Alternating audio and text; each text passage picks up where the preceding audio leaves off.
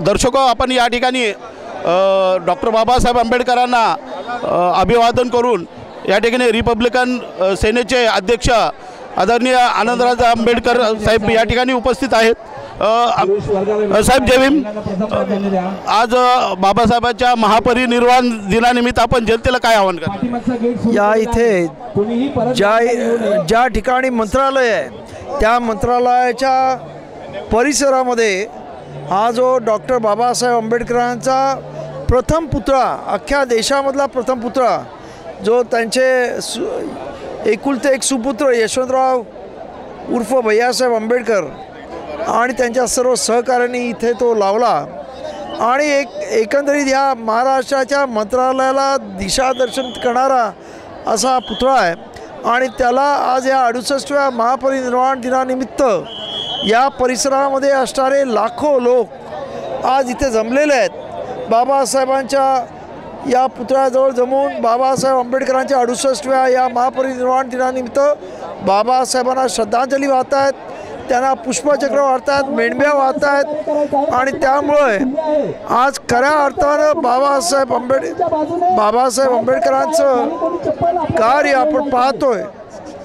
हे आज सर्व जाती धर्माची लोक इथे आलेली आहेत आणि अत्यंत शिस्तबद्ध पद्धतीने लोक हा कार्यक्रम म्हणजे अत्यंत शांत पद्धतीनं आणि धीरगंभीर पद्धतीनं बाबासाहेब आंबेडकरांचा हा महापरिनिर्वाण दिन इथे साजरा होत आहे।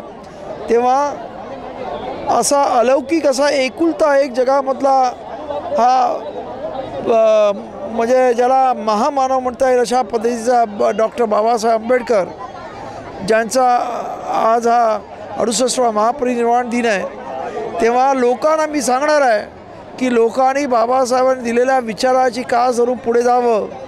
नुसतीच गर्दी करू नका, डोक्यावरती घेऊ नका, डोक्यात बाबासाहेबांना घ्या, ही काळाची गरज आहे असं माझं म्हणणं आहे। एवढंच मी आंबेडकर जनतेला आवाहन करतो आणि परत एकदा बाबासाहेब आंबेडकरांच्या 68व्या महापरिनिर्वाण दिनानिमित्त मी माझ्या रिपब्लिकन सेनेच्या वतीनं, बौद्धजन पंचायत समितीच्या वतीनं, भारतीय बौद्ध महासभेच्या वतीनं आणि समता सैनिक दलाच्या वतीनं या सर्व म्हणजे इतर अनेक संस्थांच्या वतीनं मी बाबासाहेबांना कोटी कोटी प्रणाम करतो, त्यांना आदरांजली वाहतो, श्रद्धांजली वाहतो। नमो बुद्धाय, जय भीम। साहेब, काल म्हणजे 5 तारखेला नवीन सरकारनं शपथविधी घेतलेला आहे। महाराष्ट्राच्या मुख्यमंत्रीपदी देवेंद्र फडणवीस आलेले आहेत, तर आपण या सरकारकडून काय अपेक्षा व्यक्त करताय?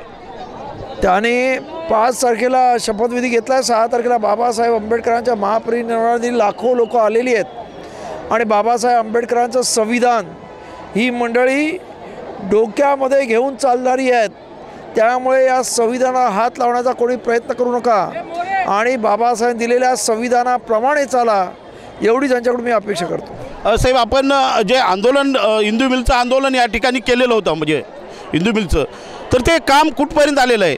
कारण आज मुख्यमंत्री काहीतरी घोषणा करतील म्हणजे आंबेडकर जनतेला खुश करण्यासाठी किंवा आपल्याला वस्तुस्थिती काय आपण जनतेला सांगणार आहात का?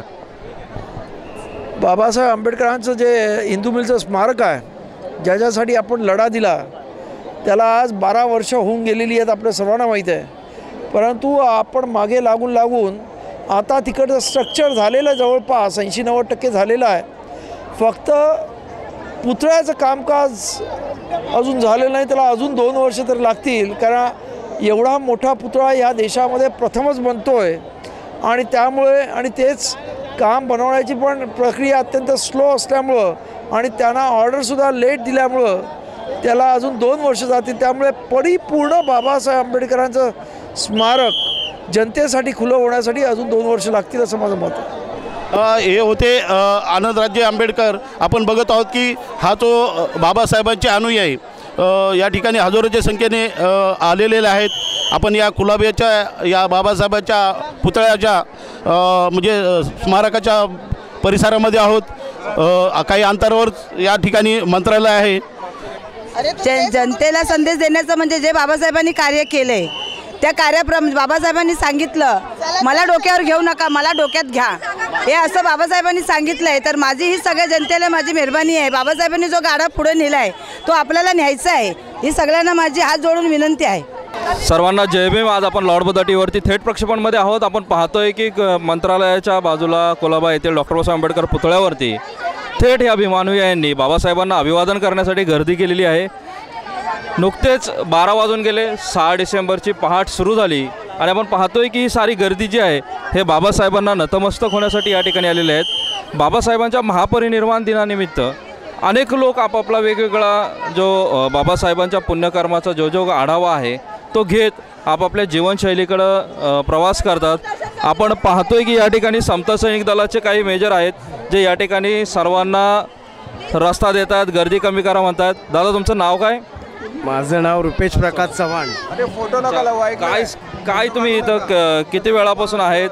कशा पद्धतीचं इथलं वातावरण आहे? वयाच्या व्हॅन म्हणजे जन्म झाला तिथून इथेच आहे आणि इथे सेवा देतो. पब्लिक थोडीशी गर्दी झाल्यामुळं आपसमध्ये समजून घ्या असा आमचा सांगण्याचा प्रयत्न असतो. कारण बाबासाहेबां एवढे महान होते की त्यांचं नाव कुठंतरी त्यांना कुठं गालबोट न लागता तर प्रत्येकाने चांगलं सहकार्य करायला अशी अपेक्षा बाळगतो ह्या लोकांपासून. कोण कोण इथे आहेत तुमच्या समता सैनिक दलाचे? कोण कोण या ठिकाणी आज 6 डिसेंबरच्या निमित्तानं या बाबासाहेबांच्या पूर्णाकृती पुतळ्याच्या परिसरामध्ये आहेत? बरीच लोक आहेत. आमचे प्रशांत माली आहेत, गौतम माली आहेत, आमचे मानेसाहेब आहेत. असे बरेच पदावरची लोक आहेत आणि मिलिटरी रिटायर्डची लोक आहेत. त्याच्यामध्ये अशी बरीचशी लोक आहेत. काय वाटतं ज्यावेळेस तुम्ही ही निळी टोपी डोक्यावर घालून लोकांची सेवा करताय आणि थेट आज महापरिनिर्वाण दिन बाबासाहेबांचा म्हटलं की एक पूर्ण आंबेडकर अनुयायीच नाही तर पूर्ण भारतावरती एक आपण त्या टायमाचं दुःखाचं सावट म्हणतो आणि तोच दिवस आपण महापरिनिर्वाण ज्यावेळेस या अख्ख्या भारताला किंवा बौद्ध समाजाला खऱ्या नरकातून जर बाहेर काढली असेल तर महामानव बोधिसत्व डॉक्टर बाबासाहेब आंबेडकरांनी. आणि ही जी लोकं आहेत ही तुच्छ मानली गेली होती आणि त्यांना खऱ्या नरकातून बाहेर काढून आज सोन्याच्या महलामध्ये ठेवली.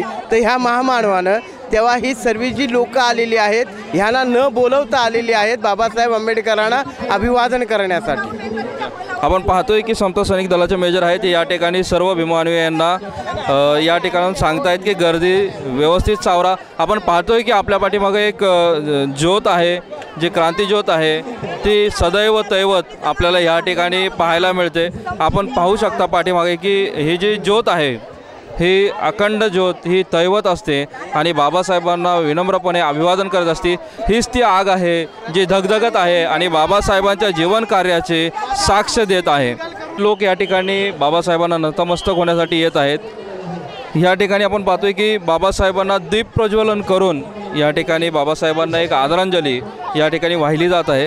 थेट आपण बघतोय की या ठिकाणी आपल्याला खाली या ठिकाणी दिसतात की बाबासाहेबांना दीप ज्योत लावून या ठिकाणच्या काही महिला आहेत, काही भीमानुयायी आहेत हे बाबासाहेबांना अभिवादन करत आहेत. काही आपल्या पुष्पमाला ज्या आहेत ह्या बाबासाहेबांच्या चरणी अर्पण करून या ठिकाणी अभिवादन करतात. थेट आपण पाहतोय की आज या ठिकाणी 6 डिसेंबरची रात्र आहे. संपूर्ण मुंबई परिसर जर आपण पाहिला तर हा संपूर्ण बाबासाहेबांना अभिवादन करण्यासाठी गजबजलेला असतो आणि थेट आपल्याबरोबर या ठिकाणी अनेक मान्यवर आहेत. आपण पाहतोय की दादा जय भीम. कुठून आलात? मी इथं फोर्ट मार्केटमधून. काय वाटतं तुम्ही आज 6 डिसेंबर आहे, बाबासाहेबांचा महापरिनिर्वाण दिन आहे, कशा पद्धतीने तुम्ही या ठिकाणी बाबासाहेबांना अभिवादन करताय मनातून? आता बघा ना, आम्ही तिकडनं जवळजवळ आम्ही क्राफ्ट मार्केटवरून चालत येतो. आमची पदयात्रा असते म्हणजे असं चालत मग सर्वांना दर्शन. जवळजवळ आमचे 70 ते 80 हे आहेत माणसं आहेत ते सोबत आम्ही येतो दरवर्षी. म्हणजे दरवेळेस आम्ही महापरिनिर्वाण दिनाला बाबासाहेबांच्या पुतळ्यावर आम्ही एक अभिवादन हे करतो आणि पुढे असं चालत मग पुढे निघून जातो आमच्याकडे. अच्छा, मग उद्याचा दिवस कसं आमचं काहीतरी खाऊ वाटप असेल बाबासाहेबांसाठी, काहीतरी त्यांचे काय त्याला म्हणतात त्यांचे जवळ कामं असते किंवा त्याविषयी आमचं सर्व चालू असतं. त्याबद्दल सर्वांना आपले जेवढे बुद्ध अनुयायी आहेत त्यांना आम्ही दादा तुम्ही या ठिकाणी येता, बाबासाहेब म्हणतात की मी जे धम्म दिला आहे किंवा मी जी चळवळ दिली ती अधिक गतिमान करायची आहे आणि बाबासाहेबांनी एवढा सारा साठा जो आहे तो आपल्याला दिलेला आहे। महापरिनिर्वाण दिनी आपण पाहतो की जसं एखादा पुण्यानुमोदन दिन साजरा केला की आपण त्यातले काही पुण्यकर्म आहेत ते घेतो आणि पुढे जातो, तसं ह्या बाबासाहेबांनी पूर्ण महापरिनिर्वाण म्हणजे महापुण्य केलेले आहेत। ह्या महापरिनिर्वाण दिनी आपण ते सर्व घेतो आणि पुढे जाण्याचा प्रयत्न करतो।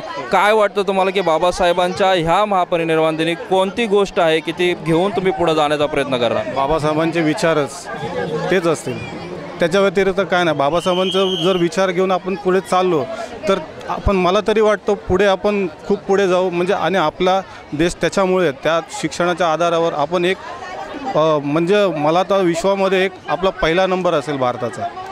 आपण पाहतोय की अनेक विमानू आहेत, आपण त्यांच्याशी संवाद साधणार आहोत। आप देख रहे हैं लॉर्ड बुद्धा टीवी।